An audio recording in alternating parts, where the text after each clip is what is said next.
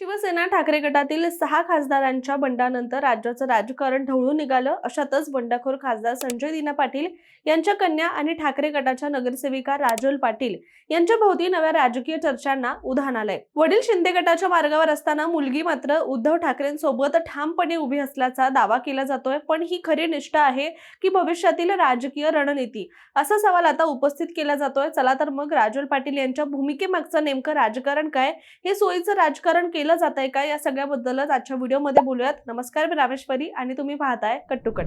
मागील काही दिवसांमध्ये शिवसेना ठाकरे गटातील खासदारांनी बंड केल्याने राजकारण जे तापलं आहे, त्यात आता दिवसेंदिवस वेगवेगळ्या घडामोडी सुद्धा पाहायला मिळतात. अशातच बंडखोर खासदार संजय दिना पाटील यांची कन्या आणि ठाकरे गटाच्या मुंबई महानगरपालिकेतील नगरसेविका राजोल पाटील यांच्या एका पोस्टमुळे त्या सुद्धा आपल्या वडिलांच्या पावलावर पाऊल ठेवत ठाकरे गट सोडणार का, अशा चर्चा रंगल्या होत्या. मात्र आता या सगळ्या चर्चांना राजोल पाटील यांनी पूर्णविराम दिलाय. पण तरी देखील त्यांच्या भूमिकेवर प्रश्नचिन्ह उपस्थित केलं जातंय. शिवाय पुढे जाऊन राजोल पाटील आपल्या वडिलांसारखी भूमिका घेतील असं देखील म्हटलं जातंय. कारण राजकारणामध्ये बंडखोरी नवी नाही, पक्षांतर नवं नाही, त्याचबरोबर नेते एका पक्षातून दुसऱ्या पक्षांमध्ये जाणं हे देखील नवीन नाहीये. पण जिथे वडील एका राजकीय दिशेने चाललेले आहेत, तिथे मुलगी नेमकी विरुद्ध दिशेने उभी राहत असेल तर त्या घटनेकडे संपूर्ण राज्याचं लक्ष लागणं सुद्धा स्वाभाविक आहे. तर आतापर्यंत झालं असं की आतापर्यंत आपण खासदार फुटी त्यानंतरचे पडसाद सुद्धा पाहिले. शिवाय शिवसेनेच्या 60व्या वर्धापन दिनी राजोल पाटील यांनी मशाल चिन्ह असलेली एक पोस्ट आपल्या सोशल मीडियावर सुद्धा पोस्ट केली होती आणि आपण ठाकरे गटासोबत आहोत हा संदेश त्यातून त्यांना द्यायचा होता. परंतु त्यानंतर चर्चा सुरू असताना फादर्स डेच्या दिवशी राजोल पाटील मातोश्रीवर पोहोचल्या आणि उद्धव ठाकरे आणि आदित्य ठाकरे यांची भेट घेतली. शिवाय त्यानंतर माध्यमांशी त्यांनी संवाद साधला.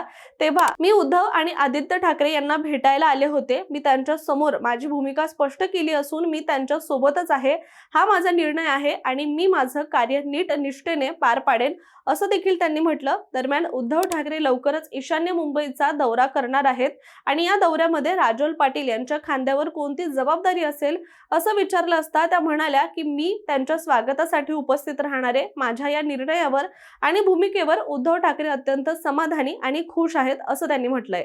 पण यानंतर एकीकडे त्यांचे वडील संजय दिना पाटील यांचं नाव बंडखोर खासदारांच्या यादीमध्ये होतं, दुसरीकडे राजोल पाटील उद्धव ठाकरे यांच्यासोबत असल्याचा दावा करत होत्या. त्यामुळे अनेकांच्या मनात एकच प्रश्न निर्माण झाला आणि हा खरंच विचारांचा संघर्ष आहे का की ही राजकीय गणित आहे. राजोल पाटील यांनी स्पष्टपणे सांगितलंय की तो त्यांचा वैयक्तिक निर्णय आहे. आमच्या घरामध्ये प्रत्येकाला आपापले राजकीय निर्णय घेण्याचं सुद्धा स्वातंत्र्य आहे आणि त्यांचा अंतिम निर्णय काय आहे ते स्वतःच जाहीर करतील, असं त्या म्हणाल्यात.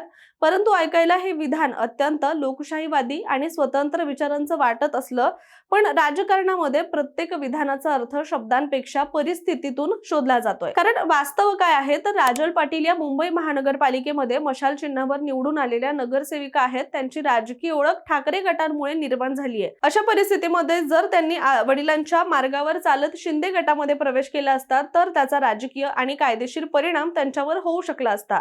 आता याबद्दल अधिक बोलायचं म्हणजे सध्या मुंबई महानगरपालिकेत शिंदे गटाकडे इतकी संख्या नाही की मोठ्या प्रमाणावर नगरसेवकांना सोबत घेऊन वेगळा गट उभा करता येईल. त्यामुळे राजोल पाटील यांना सध्या ठाकरे गटामध्ये राहणं ही राजकीय गरज सुद्धा असू शकते आणि उद्या जर ही परिस्थिती बदलली, समीकरण बदलली तर भूमिका बदलण्याची शक्यता पूर्णपणे नाकारता येत नाहीये. म्हणजेच आजची निष्ठा ही उद्या कायमस्वरूपीची निष्ठा आहे का की राजकीय परिस्थितीशी जुळवून घेतलेली तात्पुरती भूमिका आहे, असा प्रश्न उपस्थित केला जातोय. आणि वडील आणि लेकीची भूमिका वेगळं असणं हे महाराष्ट्राच्या राजकारणामध्ये पहिल्यांदाच घडतंय असं अजिबातच नाहीये.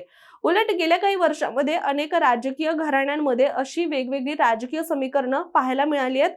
सर्वात चर्चेचं उदाहरण म्हणजे कीर्तीकर कुटुंब. एकेकाळी शिवसेनेचे ज्येष्ठ नेते असलेले गजानन कीर्तीकर यांनी 2022 मध्ये एकनाथ शिंदे यांच्या बंडानंतर शिंदे गटाची साथ दिली.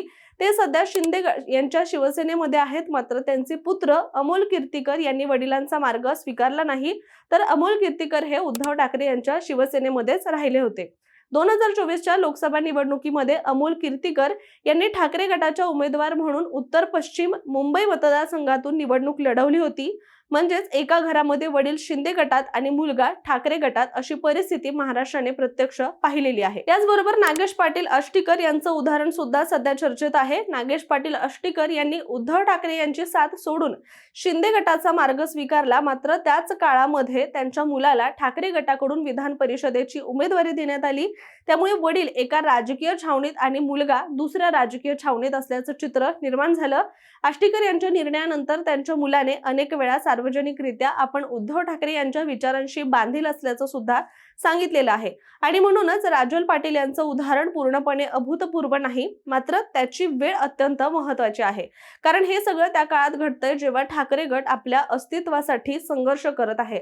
6 खासदारांनी वेगळी भूमिका घेतली आहे. पक्षाने त्यांना कारणे दाखवा नोटीस देखील बजावली आहे. आणि अशा वेळी राजोल पाटील यांची मातोश्रीवरील भेट म्हणजे ठाकरे गटासाठी एक सकारात्मक संदेश सुद्धा एकीकडे मांडला जातोय.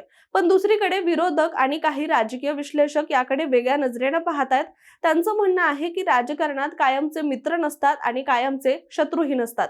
फक्त हितसंबंध कायमचे असतात आणि त्यामुळे एखादा नेता किंवा लोकप्रतिनिधी आज कोणत्या बाजूला उभा आहे यापेक्षा तो उद्या कुठे उभा राहणार आहे हे देखील अधिक महत्त्वाचं असतं.